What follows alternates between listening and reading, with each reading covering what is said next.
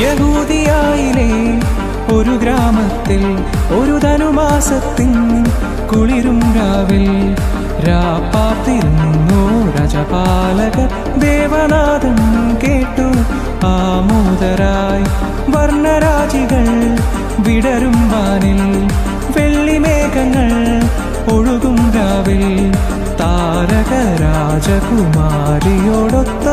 തിങ്കൾ കലപാടി ഗ്ലോറിയ.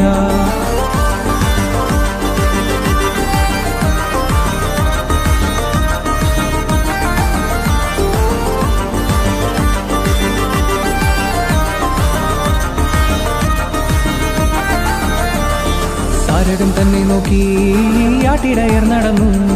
തേജസ് മുന്നിൽ കണ്ടു, അവർ ബത്ലഹേം തന്നിൽ വന്നു.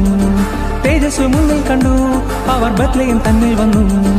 രാജാതിരാ